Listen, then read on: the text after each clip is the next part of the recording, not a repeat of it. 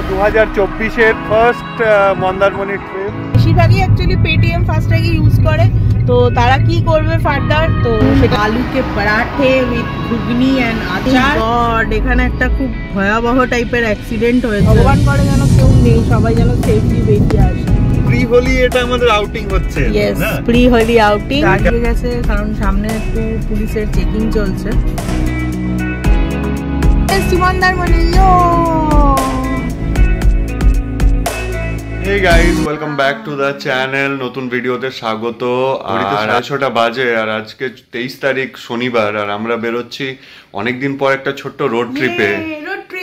অনেকদিন কোনো road trip হয়নি, সাথে আমাদেরও একটু রিফ্রেশমেন্ট দরকার ছিল। তো ফাইনালি আজকে আমরা বেরোচ্ছি 2024-এর প্রথম মন্দারমণি ট্রিপে। তো লাগেজ বাগেজ সব রেডি হয়ে গেছে, আমরাও সবাই রেডি। চলে এসেছি কারে, আর ঘড়িতে অলরেডি 6:45, আর আমরা আমাদের জার্নি স্টার্ট করব টু মন্দারমণি। আমরা এয়ারপোর্ট গেট নাম্বার 1 নম্বরের কাছে থাকি, তাহলে আমরা এখান থেকে বেলঘরিয়া এক্সপ্রেসওয়ে দিয়ে সোজা NH-16 দিয়ে কোলাঘাট হয়ে আমরা যাব মন্দারমণি। আর কি কি রাস্তায় হয় সবকিছুই শেয়ার করব, রোড কন্ডিশন কি কেমন হচ্ছে না হচ্ছে। তো ভিডিও সাথে থাকো, দেখতে থাকো। আর আমাদের জার্নিতে তোমরাও আমাদের সঙ্গে চলো। আমরা চলে এসেছি আমাদের বাড়ি থেকে বেলঘরিয়া এক্সপ্রেসওয়ে। আর আজকে একটা ছোট্ট প্রবলেম আছে। প্রবলেমটা হচ্ছে অ্যাকচুয়ালি আমার ছিল পেটিএম ফাস্ট্যাগ। তো তোমরা সবাই জানো যে RBI রুল করে দিয়েছে যে পেটিএম আর চলবে না, এবং 15 মার্চের পর থেকে পেটিএমে আর কোনো রিচার্জ করা যাচ্ছে না। যেটুকু রিচার্জ আছে সেটা দিয়ে তুমি কাটাতে পারবে, বাট ফার্দার কোনো রিচার্জ হচ্ছে না। সো আমাকে অল্টারনেটিভ অপশন ভাবতে হবে, আরেকটা ফাস্ট্যাগ নিতে হবে। তো সেটা কোথায় নেব, কিভাবে নেব, সেটাও তোমরা দেখতে থাকো। ইনফরমেশনটা খুব জরুরি, যে যাদেরই বেশিরভাগই অ্যাকচুয়ালি পেটিএম ফাস্ট্যাগই ইউজ করে, তো তারা কি করবে ফার্দার, তো সেটা জানার জন্য দেখতে থাকো আগে ভিডিওটা। সো আমরা চলে এসেছি বালি ব্রিজ, আর সাইডে নিবেদিতা সেতু, আর এই সাইডে আছে মা কালীর মন্দির, তো গঙ্গা। তো চলো মা কালীকে আবার আমরা প্রণাম করে আমাদের নতুন একটা সুন্দর শর্ট রোড ট্রিপ শুরু করেছি। নিয়ে নিলাম NH-16, আর ওইদিকে সোজা চলে গেলে বর্ধমান দুর্গাপুর, আর এদিকে আমরা বেঁকে গেলাম দীঘা মন্দারমণি NH-16 এর দিকে। সো এই রাস্তাটা মোটামুটি সবারই চেনা, সবাই গেছো। তো কেমন কি কন্ডিশন আছে এখন রাস্তা, সবকিছু শেয়ার করব তোমাদের সঙ্গে। আর দেখো ওপরে দেখাচ্ছে খড়গপুর 116। আমাদের বাড়ি থেকে মন্দারমণি গুগল মাতাজি দেখাচ্ছে 180 কিলোমিটার্স, আর টেনেন্টিভ টাইম মোটামুটি 4 আওয়ার্স অ্যারাউন্ড দেখাচ্ছে। সো রাস্তা আপাতত আমরা ফাঁকাই পেয়েছি, আগে দেখা যাক কি হয়। সো একটা টি ব্রেকের জন্য দাঁড়াবো কি আমরা? একটা টি ব্রেক, সকালে একটা ব্ল্যাক টি খেয়েছি, তো সো ব্ল্যাক টি খেয়ে মনে হচ্ছে যেন আরেকটু দুধ চা খেতে ইচ্ছে করছে। তো একটা টি ব্রেকের জন্য দাঁড়াবো, আর সেখানে তোমাদের সঙ্গে দেখা হবে। So far so good. তো চলো। আর বেশ ভালো লাগছে না, অনেকদিন পর আমরা বেরিয়েছি। মন্দারমণি 2024-এর এটা ফার্স্ট মন্দারমণি। জলা ধুলাগড়ি টোল। তো যেটা বলছিলাম আমাদের ফাস্ট্যাগের প্রবলেমের ব্যাপারটা, তো দেখা যাক এখানে ফাস্ট্যাগ মানে সবারই প্রবলেম, অ্যাকচুয়ালি পেটিএম আছে সবারই। তো সেই প্রবলেমটা কি হবে, নতুন ফাস্ট্যাগ আমরা এখানে পাবো কিনা। আমাদের যে এক্সিস্টিং টাকাটা আছে ওর মধ্যে, সেটা তো ইউজ করতে পারবো নাকি? না, সেটা অ্যাকচুয়ালি সেটা এই টোলে যদি আমরা পেটিএম দিয়ে যাই তো সেটা ইউজ করা যাবে, বাট আমার মনে হয় ফাস্ট্যাগটা পেলে আগে করিয়ে নেওয়াটাই বেটার হবে। তো আমাদের যেটা বলছিলাম পেটিএম ফাস্ট্যাগ তো বন্ধ হয়ে যাচ্ছে, সো আমরা নতুন একটা ফাস্ট্যাগ করিয়ে নিচ্ছি।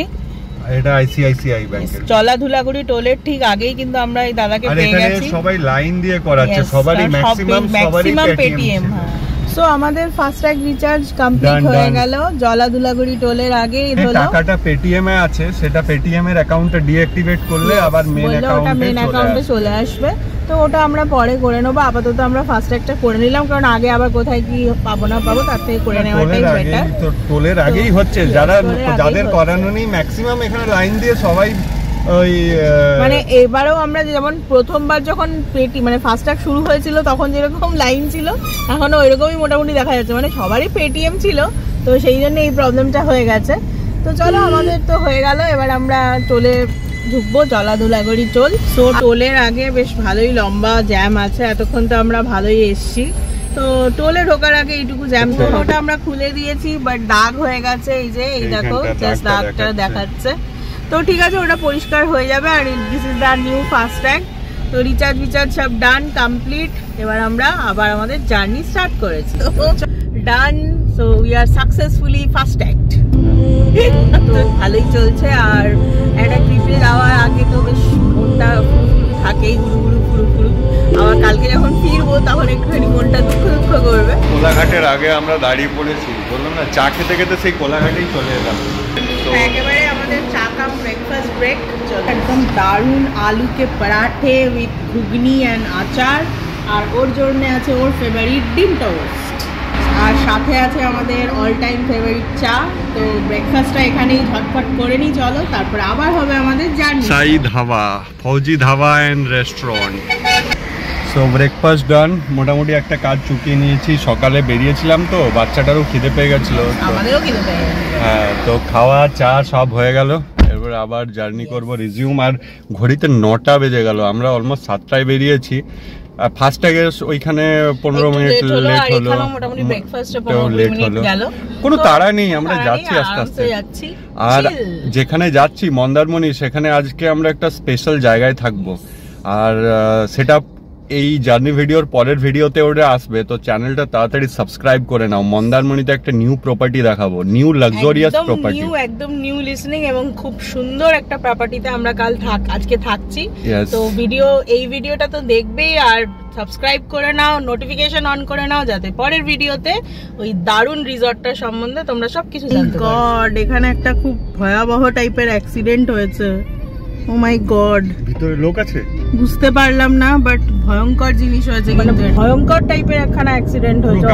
উল্টালো কি করে আমি সেটাই বুঝতে পারলাম না।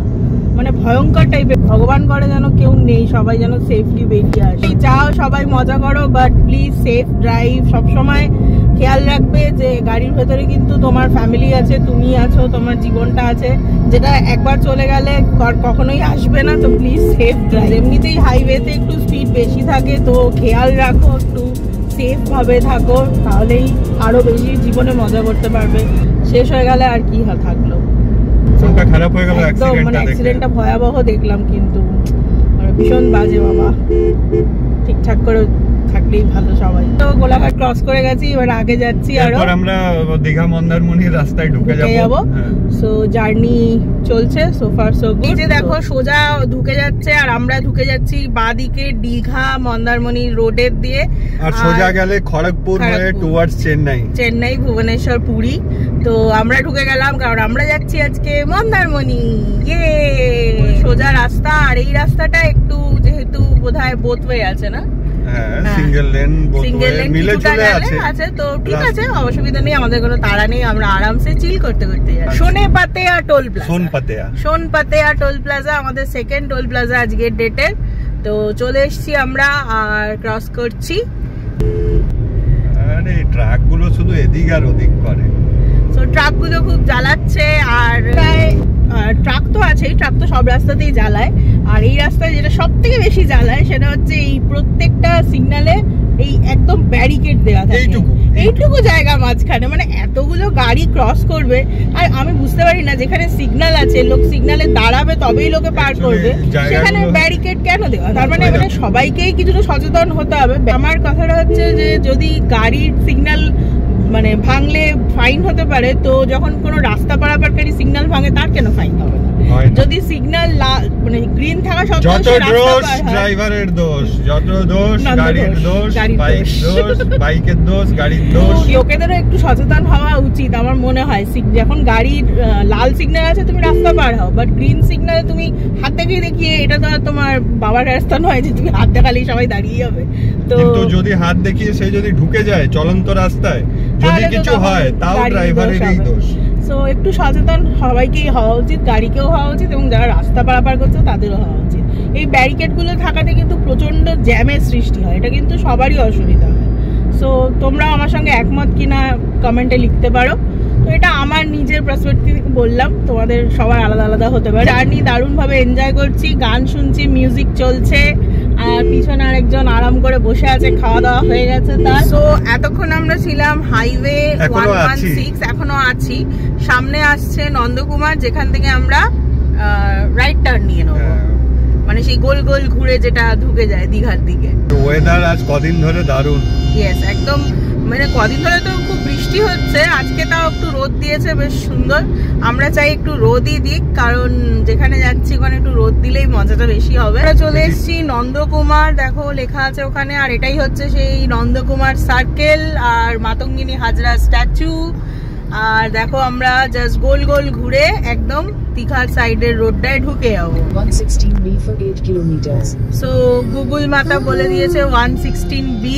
তো এখান থেকে দীঘা দেখাচ্ছে 90 কিলোমিটার, আর আমরা একটা নদীর ওপর দিয়ে যাচ্ছি, মাতঙ্গিনী সেতু বলে দেখলাম সেতুটার নাম।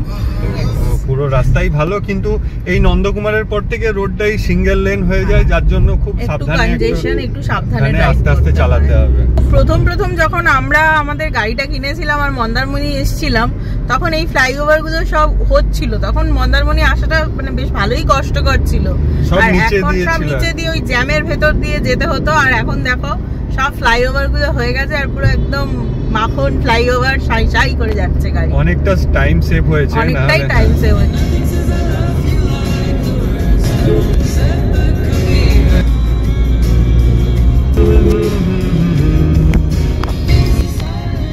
তো এখানে অনেকগুলো বেশ বড় বড় নৌকা দাঁড়িয়ে আছে, আর এটা হচ্ছে ক্ষুদিরাম সেতু নৌকা আমি দেখতে পেয়েছি, যার নাম জলপুরি।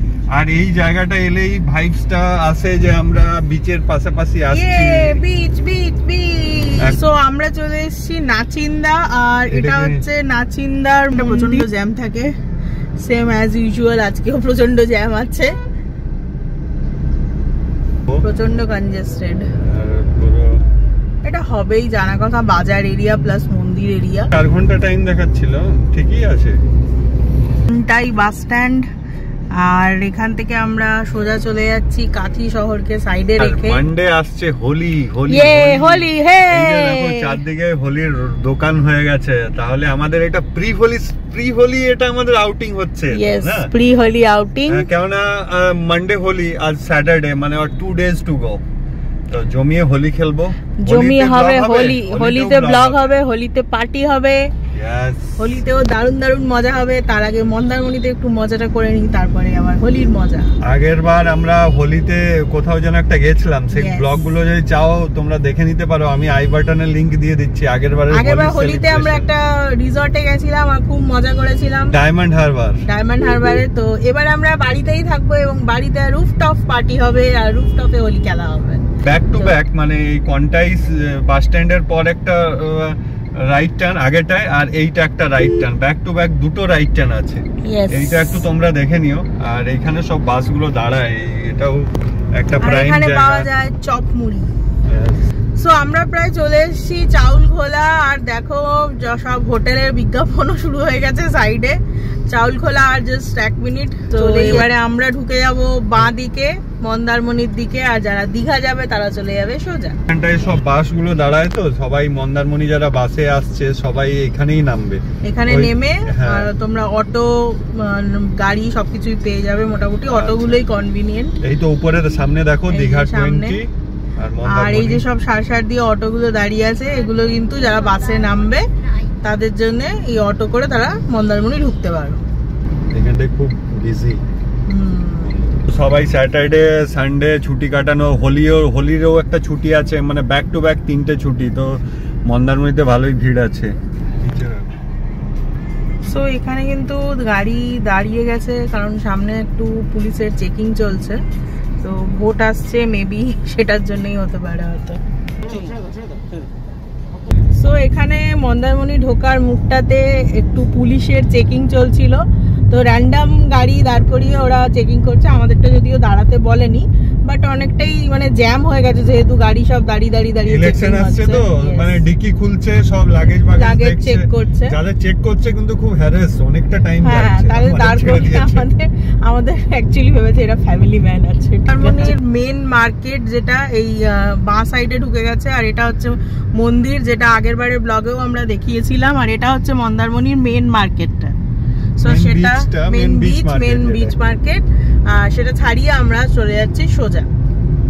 সো মন্দারমণির মেন বিচটা পেরোনোর পরে যে রাস্তা দিয়ে আমাদের রাস্তাটা কিন্তু অবস্থা ভয়ঙ্কর, পুরো একবারে অফ রোডিং চলছে, এখনো অবধি ঠিক হয়নি। আমরা শুনেছি যে ওইদিকে তাজপুরের যে রাস্তাটা ওটা ঠিক হয়ে গেছে নাকি, যদিও জানি না সেটা। আর এই রাস্তাটার অবস্থা কিন্তু এখনো ভয়ঙ্কর আছে। পৌঁছে গেছি, আমাদের destination is on the left. So আগে আমরা চাইছি একটু সমুদ্র দর্শন করে নিতে, সো একটু যাচ্ছি সমুদ্রের দিকে, তারপরে আবার ব্যাক করবো। এখান থেকে কি করে নামা যাবে আই ডোন্ট নো।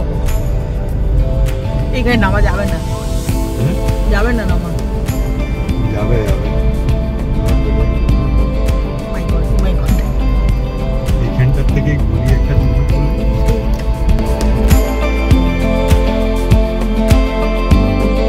আমরা চলে এসেছি মন্দারমণি। সো ফাইনালি আমরা চলে এলাম, আর এই যে একদম পুরো বিচে চলে এসছে, আর অপোজিটেই আমাদের রিসর্ট। তো রিসর্টটা একদম সমুদ্রের পাশেই, তো একদম সাইডে, আর it's looking like a wow. So এটা আমাদের অনেকদিন পর একটা উইকেন্ড ট্রিপ হলো, 2024-এর ফার্স্ট মন্দারমণি ট্রিপ। অপোজিটেই আমাদের রিসর্ট, যেটা পরের ভিডিওতে দেখাবো। এই ভিডিওটা এখানেই শেষ করি। এটা আমাদের শুধু জার্নি ব্লগটা হলো, এরপরে হোটেলের ব্লগ দেখাবো, কি কি মজা করি কি কি করি সব দেখাবো। তো দেখা হবে আমার নেক্সট ভিডিওতে। Till then bye bye. Bell বাটনটা দিয়ে দেবে পরের ভিডিওর জন্য। আর কিছু জানার থাকলে প্লিজ কমেন্ট করো, আর ভিডিওটা লাইক করে যেও। তো চলো, বাই।